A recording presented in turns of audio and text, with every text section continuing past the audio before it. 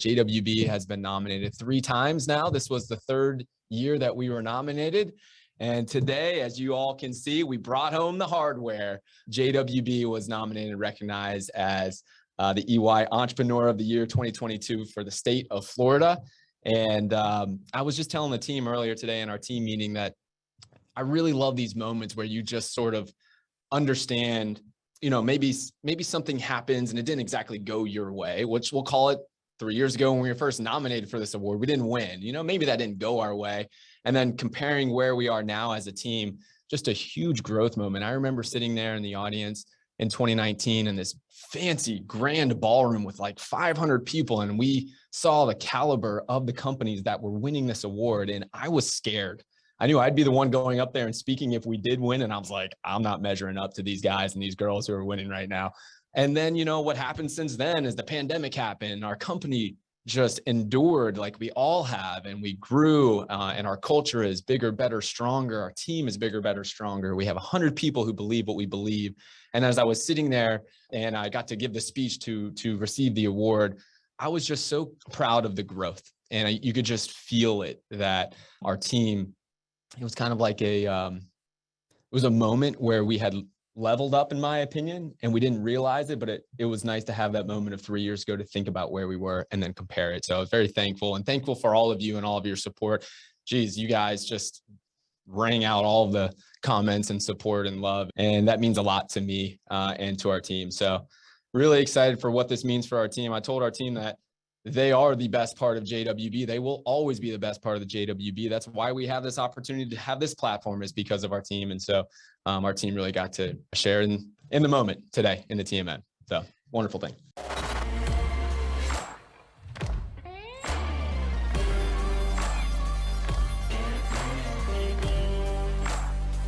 Live with us on Zoom, the Tuesday edition of the Not Your Average Investor Show. My name is Pablo Gonzalez. I'm your host. And with us today, we have the man that I affectionately call GC, because of his genius concepts, because he knows how to generate cash flows, because he's a great co-host, because he's the grand champion of the EY Entrepreneur of the Year Florida Region Award, and because his name is Gregg Cohen. Say hello, Gregg. Hello, everybody. Great to be with you. And with us, as always, in the chat, handling anything you need, your number one resource, our community manager, Madison the Magnificent. Say hello, Madison. Hello, everybody. Good to have you on board, Madison. And today we are talking about something that you have been waiting a long time to talk about, and it is how GC bought his first 40 rental properties, gave birth to this company, along with Alex Safakis, his partner of JWB. We're going to take you through the whole journey in multiple episodes, starting right now with the first 4 or 5 years, something in there, right? Like we're the first era, which is eerily similar to this era. So we are pumped that you are with us right now. If you are on the podcast, walking your dog or cooking like I do, or driving like we all do, I guess, sometimes, even though gas prices are crazy. We love that you're here. If you're watching on YouTube, love that you're watching. I would encourage you that for the next time we do this iteration of this next part of the sequence, go to nyais.com, put it on your calendar, come with us to be here with us, be part of this special thing that we call the Not Your Average Investor Show community, and be part of what? I don't know. The roll call. You ready for the roll call, GC? Oh, clearly I'm ready now. Madison says, welcome to Not Your Average Investor Show. We got Denny Davis saying, congrats, Gregg and JWB team. Thank you, Denny. John Henning, congratulations on the win. Lee Bishop, the MVP of the Not Your Average Investor Show community, says, impressive hard work. Congrats, Gregg and GC. We got Dean Curry, who we got to meet this weekend for the first time. Greetings from Columbus, Ohio. We got the ringmaster, Drew Barnhill. Good afternoon on the first show after the big shindig. We're going to talk about that in a second. We got Jag Chatta. That was my seatmate on the bus for a part of it. Jag, it was great meeting you this weekend. We got our regular Rosalind Riley saying, good morning, everyone from Marietta, California. And congratulations, JWB. We got Chris Gonzaga from the beautifully lush Hudson Valley, upstate New York, checking in. We got Nadeem Shah with his trademark good morning, good afternoon, everyone. We got, who else we got? We got Ken Moline and Carolyn Moline, who are back from a week in San Quentin, Baja California. Ooh, that sounds nice. That is the first family official retreat, the matriarch and patriarch of the first family of the Not Your Average Investor Show community We salute you. We salute you. We got Lewis Hudnall. He's back from Milpitas, California. Lewis will be on the show on Thursday. That's right. He's going to be here for the client journey and for the property of the week. We got John Evans. Greetings from Detroit. We got Hervé Francois. Happy Matching Shirt Tuesday. Woo. It is from that angle. It does look like we're matching. You know, somebody who knows fashion is Hervé. Hervé, you know, Hervé is a fashionable dude. We got Noah Randari, who we got to meet also this weekend. Him and his awesome wife and his kids. Yeah. Great to meet you, Noah. That was great. We got Calandra Moss. Calandra, new name from New Jersey. Is that a new name? Yeah, it's a new name. Okay, it's a new name. Calandra, great to have you here. She says she's from New Jersey and she's deaf. That's great. Wow, Calandra, it's so nice to have you, Calandra. Amazing to have you. Would love to know how we are. Let us know if there's any way that we can make this show more accessible and make it easier for you to consume. You know, we're here for it, right? Like, give us some advice. We love advice from the community. We got Marilyn Cotterman from Homosassa, Florida. Home of the manatees. Home of the manatees. We got Leonard Lee, who brought just a small fraction of his wide network of friends. He is continuing to win the hardware for the most attended JWB, right, Not Your Average Investor Show meetor. He holds the record. IRL. He's always there, Leonard. We appreciate you. The R in IRL stands for record holder for Leonard Lee. Good to have you back, Leonard, from Mountain View, Silicon Valley, California. We got Ethan Brown checking in. Congrats, JWB. Good morning, everyone from Denver. Ethan, good to have you. Ethan, I think I know Ethan from Denver. I think he is my cousin's boyfriend. I'm pretty sure. And if he is, I'm very fired up that you're on the show. Very fired up you're on the show, cousin's boyfriend. Who else? We got Misty Johnson. She's here with us. Had a great time at the meetup on Friday. Had a great time meeting you and Troy, Misty. That was amazing. Happy that you flew in from Denver yourself. Awesome to see their family as well. Plan a nice family trip to come down, check out a little bit of the Not Your Average Investor community, a little bit of downtown Jacksonville, and then hang out by the beach in Jacksonville. Who wouldn't do that? Right near the beach, boy. Love that. We got Raj Bantu's in the house. Welcome, Raj. Good to see you. Hello, everyone. I'm still scrolling. Oh, we got Eddie Harris from Hotlanta. We can't miss Eddie Harris. Good to have you, Eddie Harris. And Bill Shields. He says, sorry I'm late, and congrats to the JWB team in his uncharacteristically Anglican dialogue. Thank you, Rick. And before we start this call, right on time, man, I think this long roll call was perfect. Yeah. Right? Because we sit here now, it's very easy to look at GC and look at the JWB team and what his partners and him have all built, be a part of the amazing 70+ person meetup that we had on Friday. Look at this successful portfolio. Look at this beautiful heart. Can you kiss the trophy just for the camera? Just give it a kiss. Give it a kiss. There it is. Look at this beautiful hardware and think that it's been all roses, which is why we are here to tell you the story, right? Tell you the story of how they started in 2006 in an economic time very similar to this, right? Like, felt like everything had been leading up to, you know, there was no entrepreneur that wasn't good because the economy was doing so well. Right. And then, you know, disaster happened, right? The economy hit its biggest recession, its biggest slide since the Great Depression. They call it the Great Recession, uniquely caused by the housing market. And you were right there in the eye of the storm. So I would love for you to tell the story from the beginning, but you know, maybe we can start with the letter that you're about to read. Tell us a little bit about this letter that you're about to read here. Well, before we go to the letter, can I just talk about kind of the feel of kind of where we were?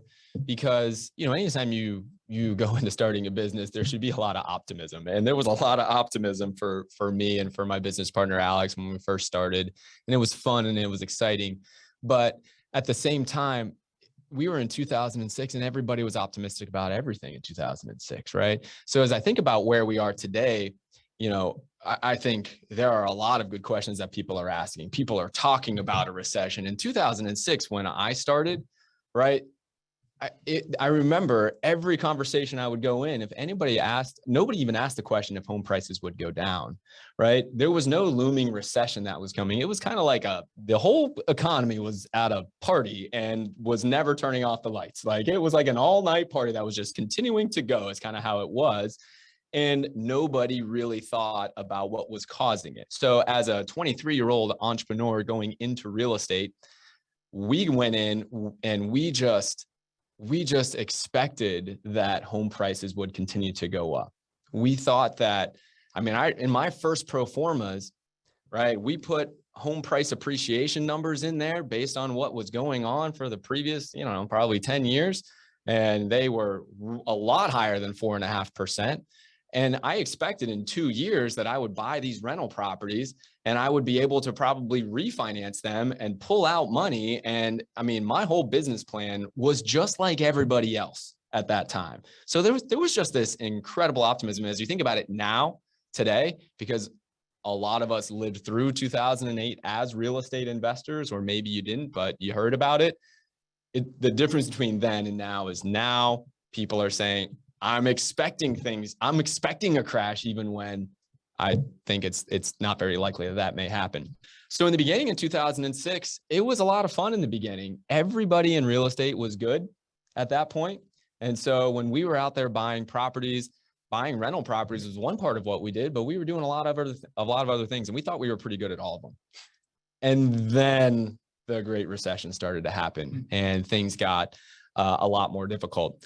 So where do you want me to go from here? Do you want me to go into the numbers? Do you want me to go into what it was like at the most painful moments? Because I learned, what year was that letter written?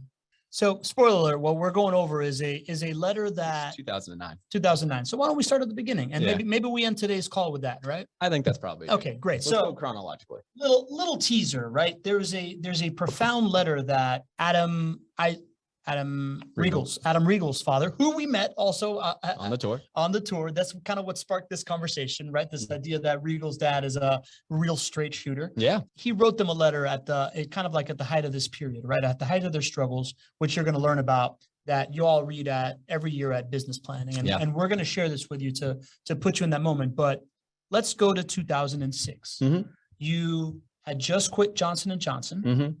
And you are set to start a real estate investing business. Mm-hmm. Were you thinking of it as, we're going to build a business first, or are you thinking, I need to invest in real estate first? What's the mindset? Building a business. Building a business. Okay. So how does that affect kind of like your first actions? Is the first action in building a real estate business to buy a piece of real estate, or is it to draw up a business plan? Is it to go ask for some money? What's the first step? The first thing for us was income generation, because Alex and I both were unemployed for one way or another. I had just left another job in corporate America. Alex had a job lined up that he never took. And so immediately, I had like 10 grand saved up that I had earned from my year and a half that I had worked before that. And we borrowed some of Alex's mom's retirement money and some of my own parents' retirement money. And so the funds that we had to make this thing last were not all that impressive. It was very small. We probably had like 4 months, maybe 6 months to figure out how to generate income to be able to support ourselves. And so our first line of business was to figure out how to create income early on. And so that's why we educated ourselves and learned from mentors and read as many books and networked and all that. And we knew that we first had to figure out, how do we get money coming in the door to support ourselves? And once we could do that, then we could do some, things that are more of a wealth building nature. Got it. So different than the typical JWB investor that is buy and hold for a long time, right? Mm-hmm. You are thinking, I am building a business that's going to succeed in the short term and the long term. What were your initial goals when you first started? Well, we looked at the ways that we could generate income, and in real estate, you can do it a lot of different ways. There are some that are bigger pops that you're waiting for, and that require a lot more risk. So think of like actually buying a property and then renovating that property and then hopefully selling that property to somebody else. That's where you can make sizable gains, but you also take on a tremendous amount of risk. And we were two 23-year-old kids. We didn't know enough about the market. We didn't know enough about renovating a property. We didn't know enough about buying a property. We didn't know enough about selling a property. So what we did in the very beginning is we opted for a much less risky and a quicker path to income approach, which is called wholesaling.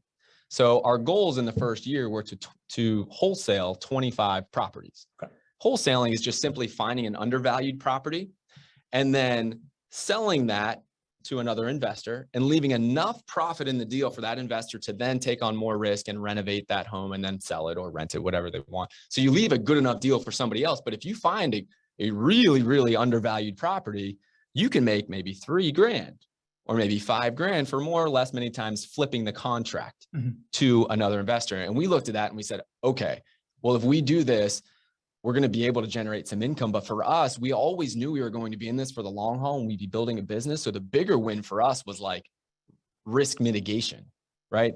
Income today, but I'm learning on the job. I'm learning about the market. I'm learning about acquiring, right? I'm learning how to renovate. Even though I'm not taking the risk of renovating, I'm learning how to renovate and I'm learning the numbers that need to go into this. So at some point in the coming years, we were going to be ready to actually take on the risk and then, hopefully have bigger rewards that would come from it.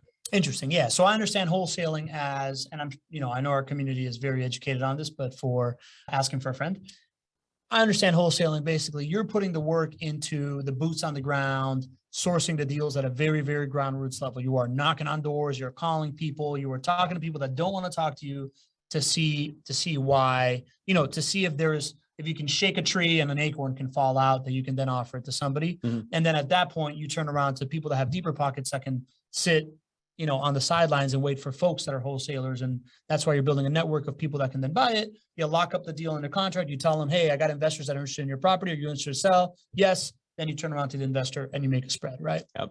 Cool. And many times you can do this with little or no money out of pocket, which was important for us. Because if we only had 3 to 6 months to actually survive as a business and to support ourselves, we definitely didn't have enough capital to also put it into these deals. And so you can use creative financing. And that was a big strategy for us in the beginning. Got it. Denny's got a great question. Originally, why Jacksonville? Why'd you start in Jacksonville? Well, Denny, I would love to say that we did all of this research like you find now on the show, and we knew long-term home price appreciation rates and where we stack up as far as home prices and rents, and that we're the 5th fastest growing population and all of that, like we know now. But I didn't know any of that stuff in the beginning. I was a disillusioned former corporate employee who happened to work in Jacksonville at that moment. And I read a book, Rich Dad, Poor Dad, and I started to learn from mentors.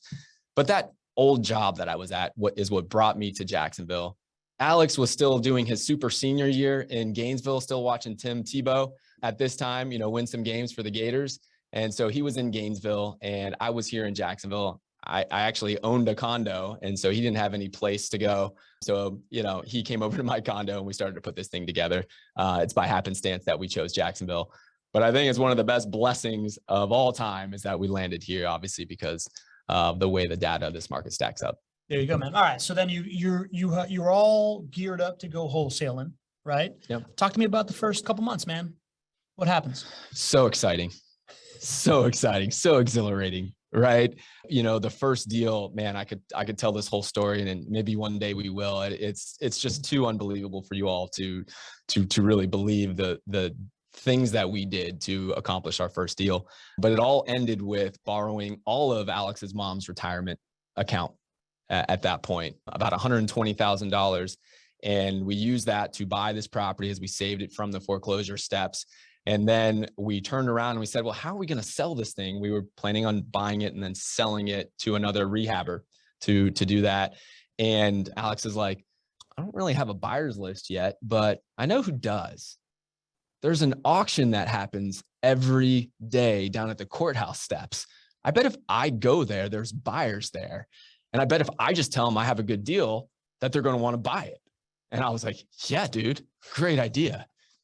Little did we know that you can't just do that. You can't just go to the county auction. We used to hold it in person, but you can't just go there. But that's what we did. So Alex literally took the spreadsheet that we had, and as the foreclosure auction was going on and they were auctioning off properties, and there was probably 10 or 15 people around bidding on the properties.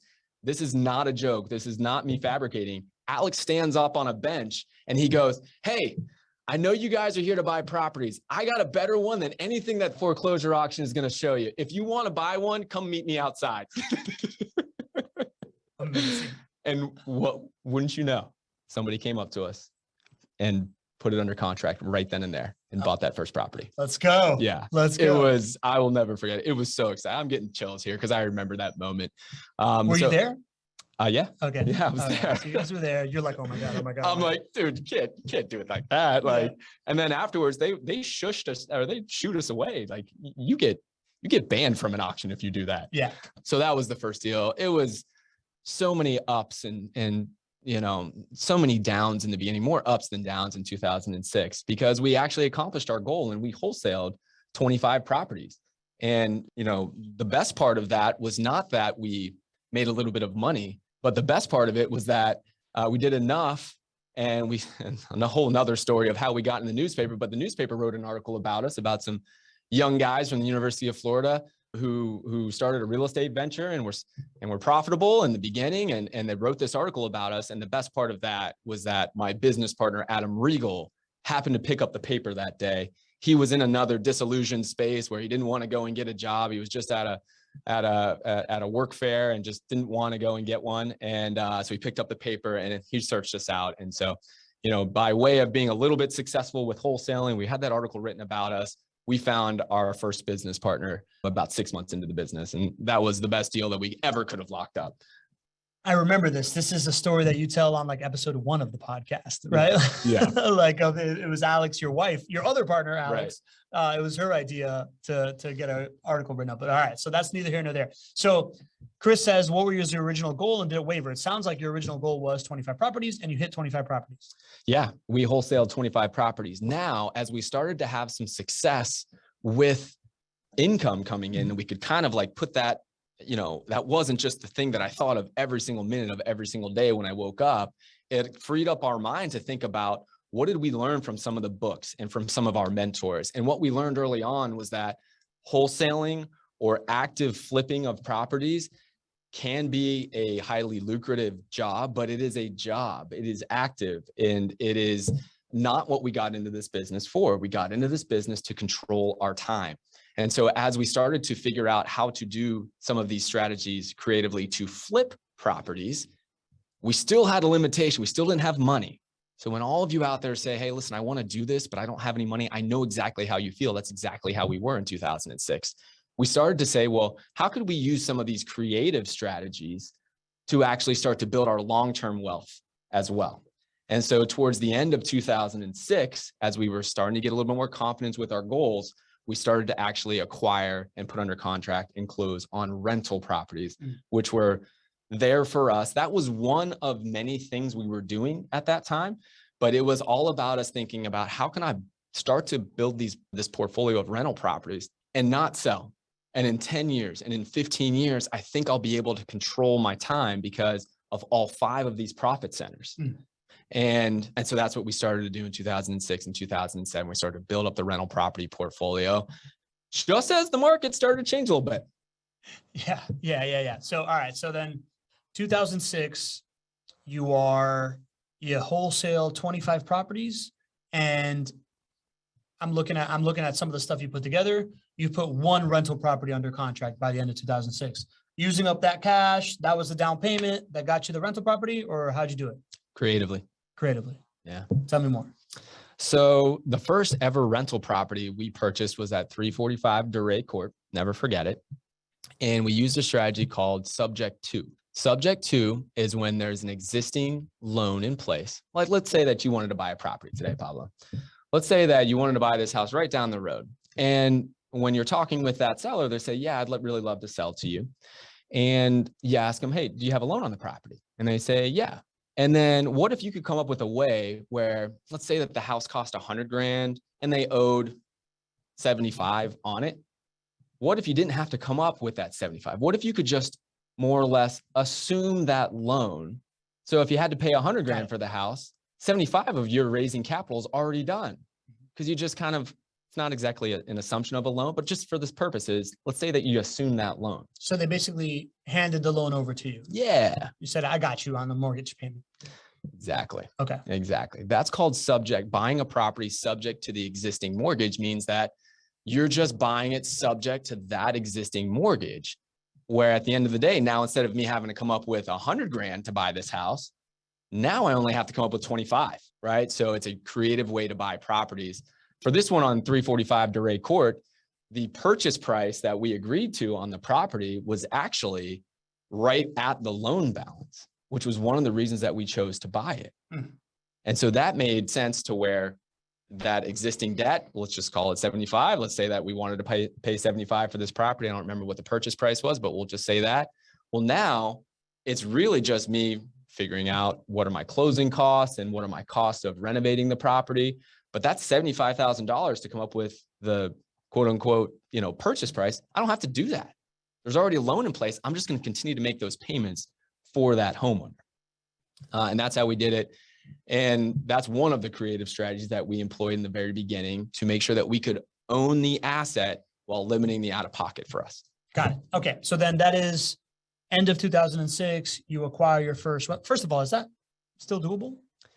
It is doable. It is an active strategy. There is a lot more to it than what I just simplified there. So do not take up what I just said there and start to employ it. Talk to experts. You can reach out to my team if you want to ask some questions about it, right? Or ask questions here on the Q&A. And if we can't get back to you right now, it is a highly advanced strategy and you can totally screw it up for you and for that homeowner and for the lender. So there's a right way to do it, but it is not possible to buy a passive turnkey investment. Got it. Right? It is an active strategy out there. That's an active strategy. Okay, cool. So that is an active strategy. 2006, 25 properties that you wholesale. What are you doing with that money? We are investing in building the business. I mean, we started to spend a lot of money on marketing because that really was what we were right at that time, right? We were a marketing engine, right? We were trying to find undervalued properties. So we would spend, $5-10 grand a month on signage and letters. And we would go out and we'd do door knocking and, any low cost, high effort lead source out there. That's what we would spend money on. Alex and I would go and, man, I have so many funny stories, but a lot of funny stories come up about signage because Alex and I would actually handwrite, we buy houses and our phone number on all of the signs. And then we would go out at the end of the day and we would get in his old beater upper Honda Accord that barely even ran. And we'd go and we'd paste the neighborhoods with "we buy houses" signs. And then, we didn't have a lot of money and we didn't want other people to steal them. So we would then drive back out like a day later or 2 days later to go and pick those signs up just to make sure that we had signs to put out again the next week. And so we would work an entire day. We'd basically stay up till like 3 o'clock in the morning putting signs out. And then the next morning at 7 o'clock, the phone would start to ring again. You got to be there to answer the phone. So we'd get right back up and we would answer the phones about people who wanted to sell their house.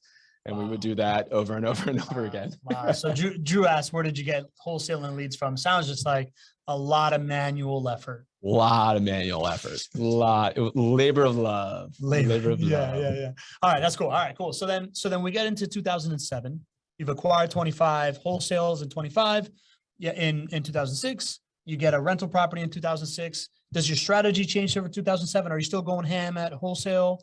Or what's the adjustment of strategy there? Really towards the end of 2006, as we started to build our rental property portfolio, we also felt good enough to take on more risk on the active side as well and to start to take on some renovations and then selling to homeowners, right? We didn't do turnkey yet, so don't put us there yet. We were still trying to do your typical flipping thing. So buying undervalued and selling to somebody who wanted to live in the home. So, and there were a number of other strategies that we started to employ as well. It's like, you ever, and I think this is a common thing, especially for business owners, you have a little bit of success, sometimes a little bit of success is the worst thing that can happen to you. And so once we had a little bit of success, we figured we could have success in 10 different ways that we would be buying and investing in real estate. And we chose the worst possible time to think that way. But at that point, we started to buy and renovate some of the projects and of course, building the rental property portfolio. So our risk appetite became a little larger. Again, we didn't know what we didn't know of what was happening.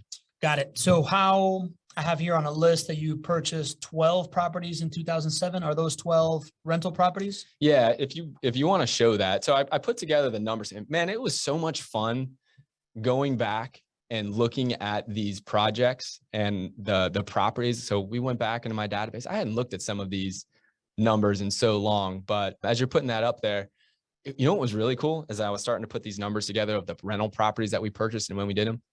I still remembered the names of the people we bought them from. I still remember exactly what those houses look like. I still remember the way that we bought them. I still remember the challenges that came along for these, call it, 30, 40, 60 properties that we're going to chronicle right now. I still remember almost every key detail about them. And man, I couldn't tell you anything about, the 40 properties in between then and there, but super special to go back. So yeah, got it. So I'm sharing it right now. Do you want me to share it in a place that you can see it, or you got No, I'm this? good. Okay, cool. I'm good. So then properties under contract, or, properties purchased 2007. I love this idea that you remember every one of these deals, right? Like I feel like in the first couple of years of my business, I remember just about every single conversation I've had. Yeah. Yeah. Right? It's real. Like, it's like the time slows down for you because it's so adrenaline pumped. Yep. And everything matters so much. Right. So we're showing the deals, the properties that you purchased. So 12 in 2007. Mm-hmm. And I didn't want to really just kind of go through this whole tally, but like 12 in 2007, we can talk a little bit about it also shows that in 2007, you purchased 5 with private money. So you're out there raising more funds from people, Mm-hmm. and then 7 with creative financing. Mm-hmm. And it looks like in 2003, you hired 3 people. In 2007, you hired 1 person, right? So I'm going to just kind of like leave that there for a minute. Mm-hmm.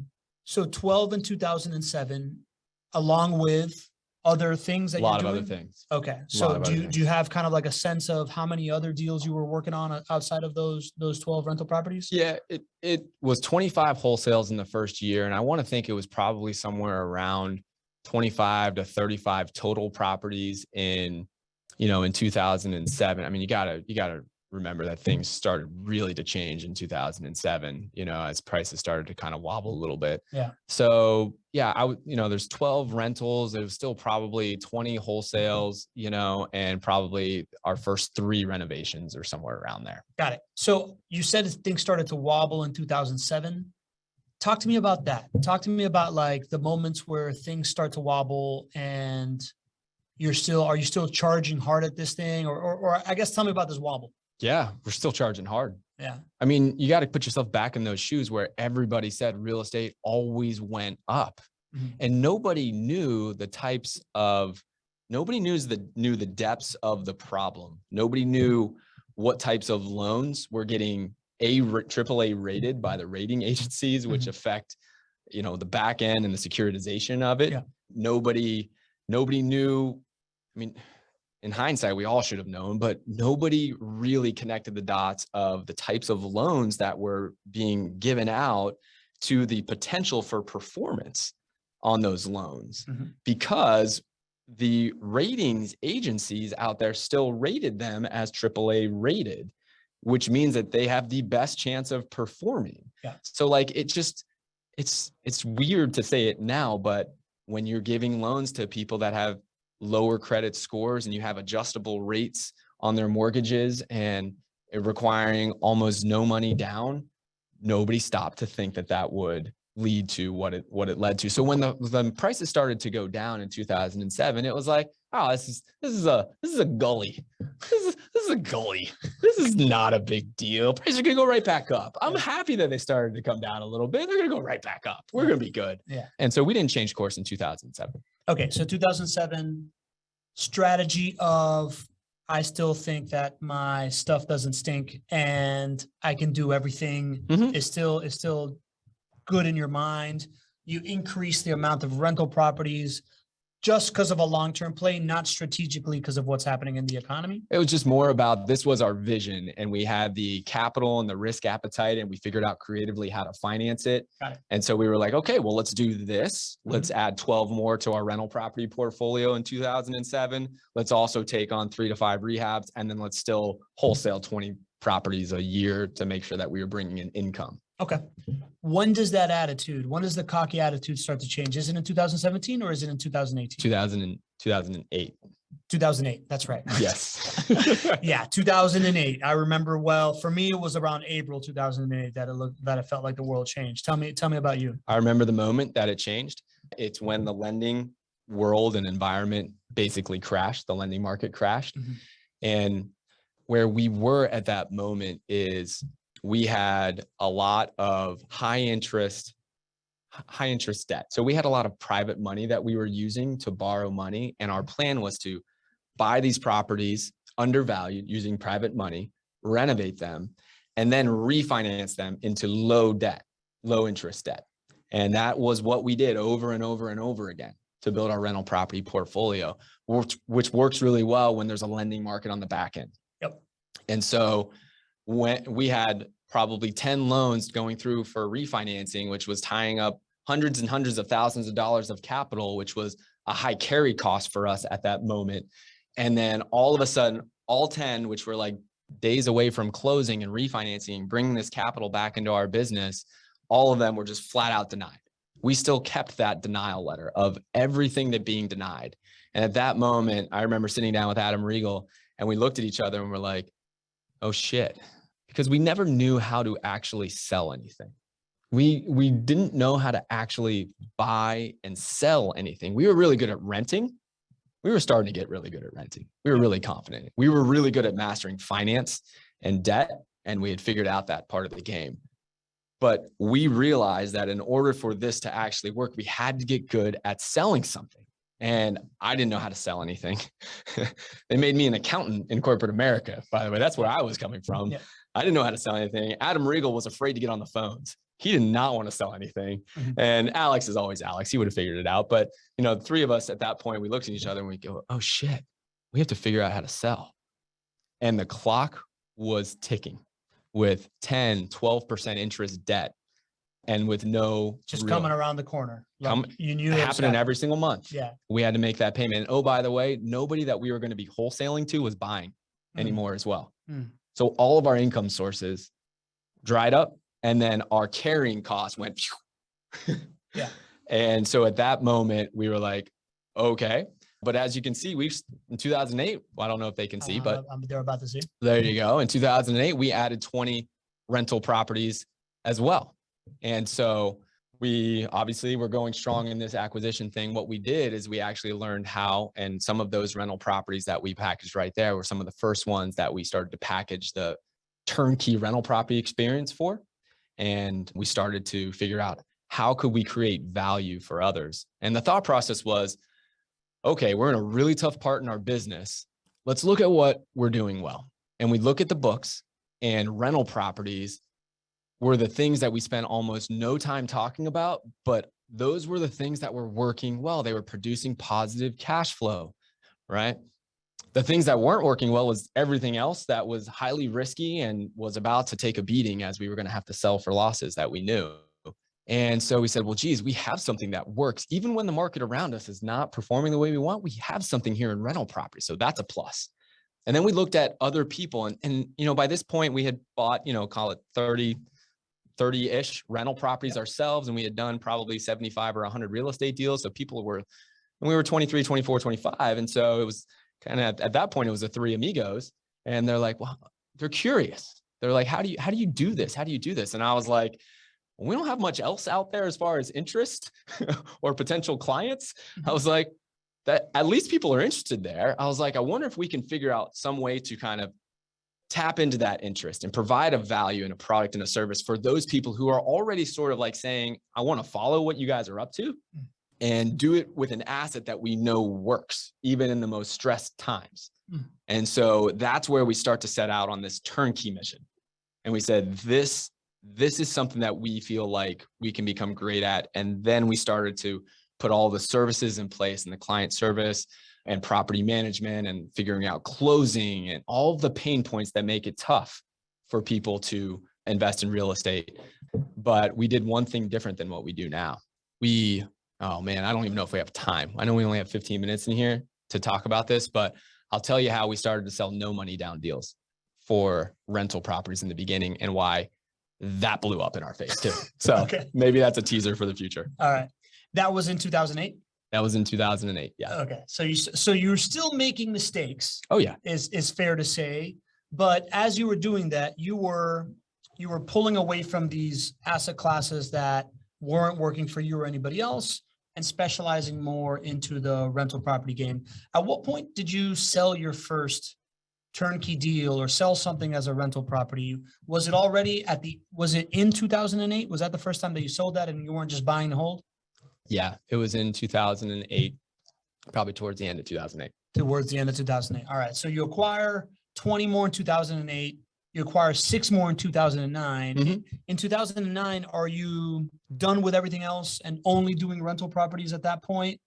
And is the 6 because you were selling more than you were keeping yourself? I won't say that we were done. We were in survival mode. And so we were trying to figure out how could we be successful in a number of different ways, but it was not good. And maybe that's a good time to kind of segue to the letter in 2009, but it was not looking good for JWB. So we were open to anything that could have brought income in a short period of time. The thing that we were seeing the most, the thing that was like lasting and that we just kept going back to was that this turnkey experience is something that we felt would work really well in really stressed times and in really great times. Because what we clued into was not that the opportunity for return on investment was the biggest hurdle to overcome. It was the experience. People needed to, if we could make this a great experience for people, then people would invest in this asset class. And so we just kept coming back to that. And we would have small victories and hurdles and mistakes that we would make along the way in creating and crafting this turnkey experience. But that was working better than everything else as we got 2008 and 2009. How did you learn that, right? Like, if you're in survival mode and you are just trying to figure out how to acquire stuff for yourself and also, be able to sell stuff, you're learning how to sell. How did you learn that experience pain point? How did we learn the experience pain point? I think that was really, we would just talk to our clients. Talking to clients. Yeah. I would say to them, I would share the vision with them, but then I would kind of level and be like, listen, guys. And a lot of these were closer relationships that we had, but they had a lot of other ways that they could have invested in real estate. And I would say, really appreciate that you're doing business with us. Can you tell me why? Because we're like 23, 24, 25-year-old kids here. There's like 3 of us or 4 of us now. Yep. We work in this office that used to be a hair salon and has sinks in every single actual office here. And it's not very impressive. Can you tell me why you're choosing to invest with us? And they would talk about the people and they would talk about how we handle everything for them. And, and that's what that's everything we need to know. So you were just keying into your clients and what they did. So it sounds like you and Alex and Regal all had from the beginning these personalities of service and wanting to make things good for people, came into the business with it.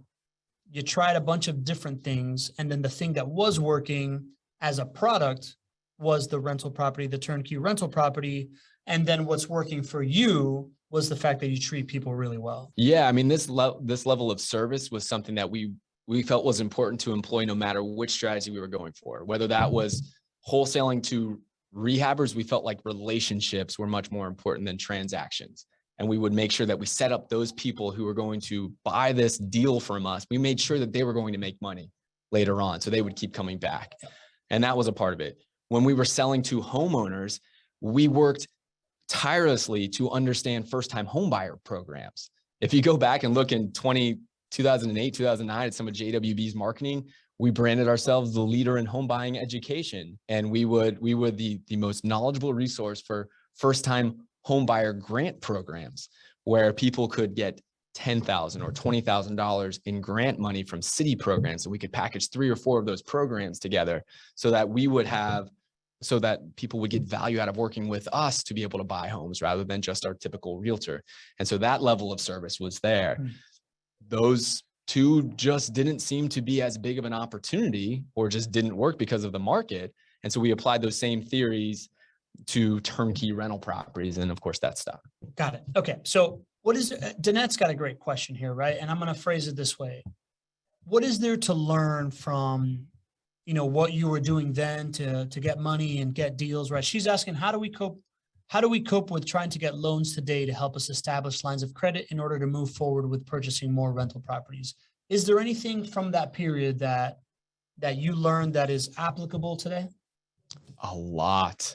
I just know that money is not the biggest obstacle to building your rental property portfolio. And I know that might even sound a little insensitive when I say that, but I believe it because I lived it, right? And so Danette, I know that we can help you come up with ideas to be able to raise capital. And when you said, how do we cope with trying to get loans today to help us establish lines of credit to move forward? I'd really want to understand a little bit more by what you mean with cope. Does that mean that you're running into challenges and just establishing sources of capital, or do you feel like the capital is too expensive and it's just not worth it? But, whether there are kind of conventional ways to get capital, those are highly dependent on the market. And I can't help with that. But there are unconventional ways for you to be able to raise capital, whether that is finding like-minded people that you want to partner up with to help put capital together to be able to buy your first 1, 2, 5 rental properties, or whether you figuring out a way that you can attract a money partner because you're going to do all the work to be able to put this thing together, and maybe they bring the money. Maybe they don't have good enough credit, and you have excellent credit, and you're willing to do all the work and put it all on your credit, and they get the down payment. So that's really why I go very strong and I say that the capital is not the hardest part of this equation, because if you think beyond just your typical conventional means, you will be able to raise the capital. Now, whether or not people want to do that is another question. Right? Many people just want to live in this conventional world of how to get capital. I want to go to the bank to do it. If I don't have money in my bank account, I can't do it. If you're going to confine yourself to that world, well, then capital may be a challenge that you may not be able to overcome. But I would encourage those to look outside and focus on relationships and partnerships and win-win-wins across the board. And I know that you can come up with capital. Okay, good stuff, man. So, I mean, I have to assume that in today's world, you're in 2008, 2009. In today's world, there's YouTube. That had not hit scale back then, right? So the ideas of how you come up with creative capital from YouTube to TikTok to online groups and, the access to other people, right? It sounds like you leaned into people and education. Yeah. Right. And that opens doors, which is something I very much believe in always, right? So I think that's what brought us together. Cool, man. So we're painting this picture of you feel like you've taken a couple kicks in the teeth, but you feel like there's something that's working. You have your product, right? This turnkey property, and you have your magic sauce, which is your service. And you reach out to Regal's dad for some advice. This is 2009. Yeah. I don't know how this came. I don't know if we reached out to him. Adam must have sent him something and say, hey, Dad, we need a little help. Now, Mr. Regal is an incredible business mind. He was the CEO of Penny Farms, and that's a retirement community. And he came into Penny Farms and took something that was struggling and made it into this wonderful, profitable, company and place that is just culture driven and people want to be. And this isn't the first time he's done this. He's kind of like a turnaround expert, and that's been his pedigree. And so when we were really struggling in the depths that we faced, I feel like it may be even as I've presented it here, we kind of joke about it sometimes, but we took out tons and tons of loans to support ourselves. We were not supporting ourselves as a business in 2008. And in 2009, the financials looked absolutely terrible, which I'll share with you in just a second here. And it was bad. We were faced with a decision of, do we continue on or do we not continue on? And if you were just looking at the books, as Mr. Regal eloquently puts it here, it would be an easy decision if you were just looking at the books. You would have moved on. You would have found something different, right? Because the choice that we knew the choice we were facing was the long vision, and that required going into massive amounts of new debt to be able to support us as we figured this thing out over a course of probably the next decade. And that was a tough pill to swallow. So that was the choice, and we of course looked at the books and reached out to our connections and the experts around us to help us just kind of see where we are. There was never a choice for us, to be quite honest. We knew the choice we were making, but at no point did we say we were ever going to stop. There was never any question. We were still going forward no matter what.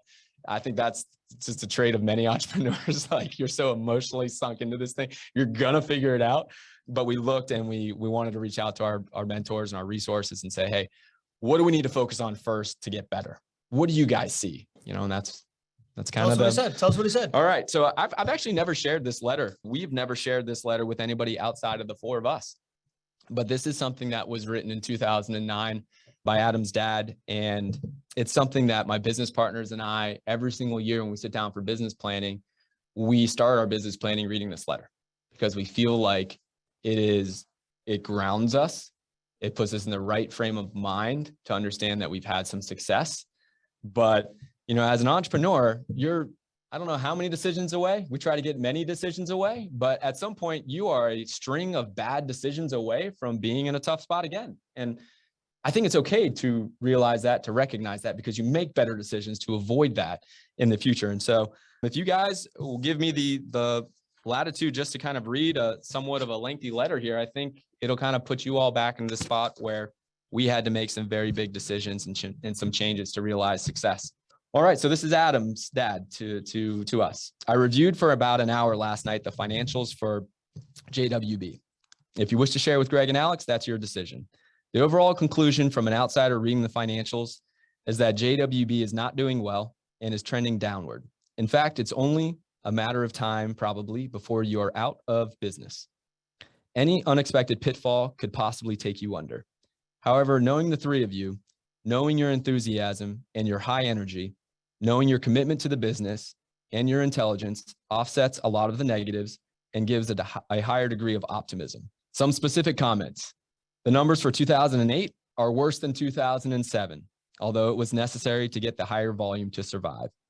2009 for the first 10 weeks does not seem to be trending differently than 2008.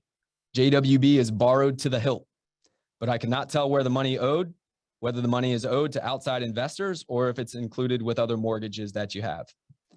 Key point, JWB needs to sell more units while not increasing expenses in order to get more profitable. Some early unit purchases might need to be sold off, even at a loss, to reduce debt and increase working capital. Until JWB can increase sales, expenses should be looked at very carefully for possible reductions, accounting fees, telephone, and labor to name the three. Question every dollar spent as to whether it will contribute to the bottom line. Reformate the financials to be able to quickly see totals by category. JWB should consider reorganization, maybe bringing accounting in-house, maybe devote more manpower to marketing, but divide labor between rental and sales, maybe extend the work week to 6 days by having at least some presence on a Saturday. We should standardize all deals to make a common program and to make accounting easier. And you should review with your local competition and position yourself as better, different, and more successful. You should reread your business plan to determine whether it properly states or sells your company accurately. I can see beyond the JWB horizon where the picture is much more positive. The numbers are bleak now, but the fact that you have survived for 3 years is a plus. While I do not suggest that you start over, I do think that you should rethink, based on your years of experience in this business, whether your organizational structure, your financial strategy, your written and web descriptions, and your marketing position are going to take you to profitability.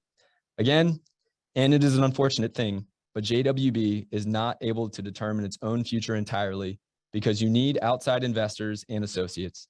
So while reviewing your business, I would make sure that your story is clear, simple, and profitable to those outside investors, because it does not reflect an exciting story now. I need to get back to work and make sure my business is successful. The employees are productive in the right way at the right time, and outsiders see the best picture that can be put forward. Man, the juxtaposition between that and this this award here 13 years later is pretty drastic. So I guess my question is, based on where you were then, right? And this is the first part of what'll probably be a 3 or 4 part series. What is there to learn from somebody today that is trying to build a profitable real estate business or a profitable real estate portfolio from this first 4 years of like really tumultuous times? Oh man, so much that we learned. But for us, it was never about making money quickly. It never was. So the fact that it took us longer to be successful was easier to stomach, because even if we made a lot of money very quickly, it wasn't going to change our lives or how we operated or even the type of business that we wanted to become. So I think as young entrepreneurs, everybody is so focused on the amount of money that you make early on because it helps solve an emotional thing for you. But in entrepreneurship and in business, it doesn't normally work that way. And it's usually better that it doesn't, because when you make a little bit of money in the beginning, you start to draw conclusions. But it takes 5 years, 10 years, 15 years, almost 20 years in business now to realize what real success is and why it happens. And sometimes you get a little bit of success early on and you make poor decisions. I know if we didn't endure the Great Recession, my business would not be what it is today.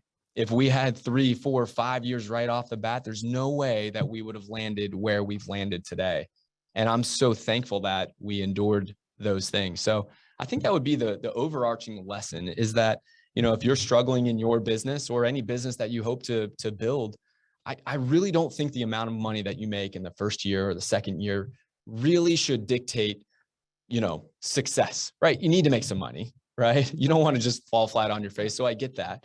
But if you made 100 grand in the first year, or if you made 20 grand in the first year, or if you lost 20 grand in the first year, honestly, to me, that doesn't matter nearly as much as, are you built for your business? Are you built for your business? Do you live out your business? Like, is it what you think and breathe and speak and eat? Like, is it you, right? And are you conducting business the right way based on relationships rather than transactions? Do you have a long-term outlook? If you do, if you're comfortable waiting 5 years, 10 years, 15 years, 20 years, you are invariably going to make better business decisions. And I'm glad that we were built that way. As I listen to you describe that, GC, right? Like I have this like weird good fortune that I am in year 3 of my business and in the beginning of my rental income property investing journey, right? So it hits me on a couple of different centers of knowing what you're in it for and thinking long-term. And specifically as a rental property investor and going through the first year and a half of that and the education that we put out here, the parallels that are obvious to me are we're going from a period where short-term reward was way more obvious, right? Like the cash flow stuff was way more obvious, but out here we're trying to win a long game.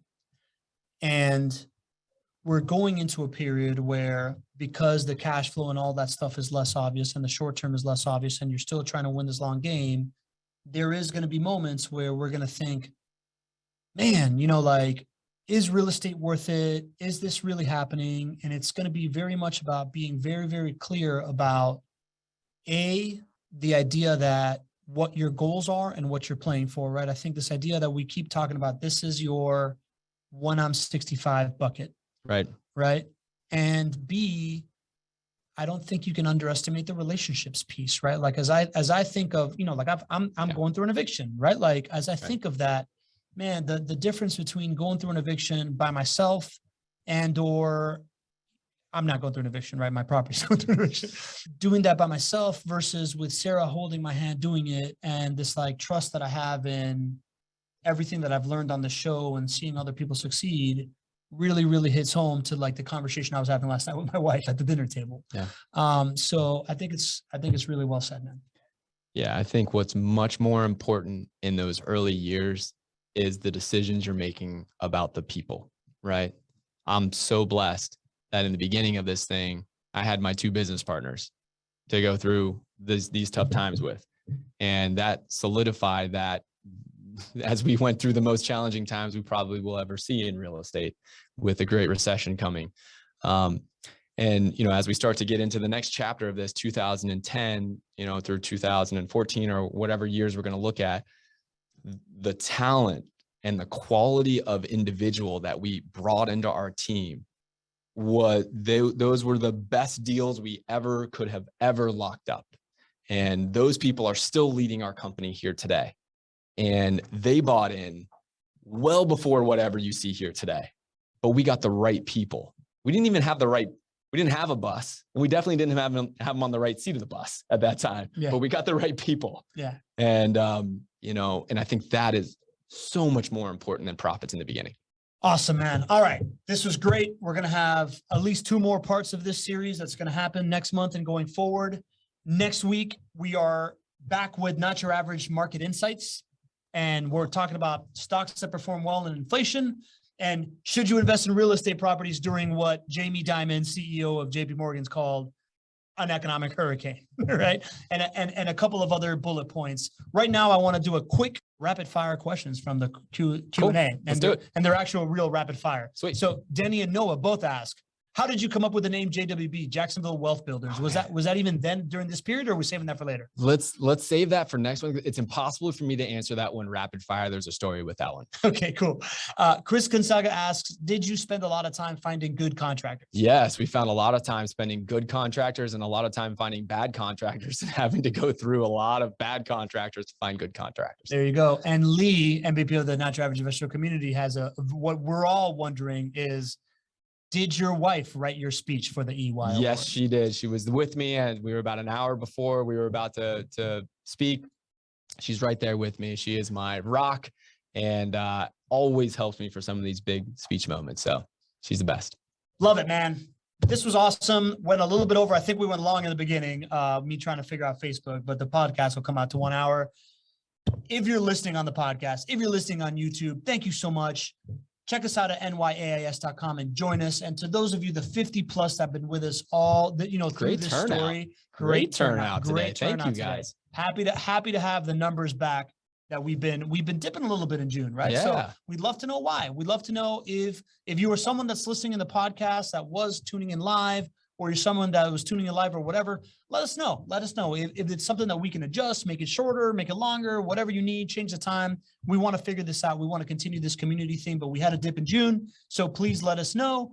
And we never take it for granted that you just spent an hour with us in the middle of a Tuesday, right? That's the main theme here is we're so grateful for this community. We're so grateful for what happened on Friday when 70 of us got to get together, see what JWB is doing downtown, what everyone else is doing in downtown, the real, come look and see benefit of vertical integrated strategy at work was really, really phenomenal. I think we'll dive a little bit more of that into on Thursday action. Yeah. And thanks for sharing the story. Madison, thanks for being an awesome, magnificent person. And GC, I'll leave you to the last words, man. I love doing a little bit of prep work for this ahead of time. I love just sitting back into those times and just feeling the emotions. And I love that you guys give us the platform to do what we love to do. So I appreciate all of you. It's awesome to see the numbers coming. Pablo and I are running this morning. We're like, hey man, show numbers have kind of dipped lately. Are we not doing a good job? So cool. Instant, boost of confidence there for you all. And if you all would tell your friends to join the show. I was speaking with Noah here. He was here on Friday, and he invites his friends to tune into the show. And I said, that's really what we want. It's not like we want huge numbers of quantity of people on the show as much as we want the right number and the right people. And so I think the best thing to do is if you all would just send a message to your friends, send a text or an email and say, hey, go to nyais.com and register. You're already going to be here on Tuesdays and Thursdays, so you might as well invite your friend, and let's, keep bringing the type of like-minded people that we all want to hang out with here to the show. So thank you all, and looking forward to Thursday. We're doing the show live in front of the team, in front of a studio audience here, in front of the team on Thursday. So it's gonna be a good one. That's right. Thursday, the JWB Rental Property of the Week. We're doing it in front of the team. It's live studio audience. It's gonna be a historic moment for the Not Your Average Investor show. Don't miss it. And if you want to survive really tough economic times and be crowned champion of all entrepreneurs in Florida, you got to be a little bit crazy, like my boy GC says. You know about that. And you definitely can't be average. See you on the next one.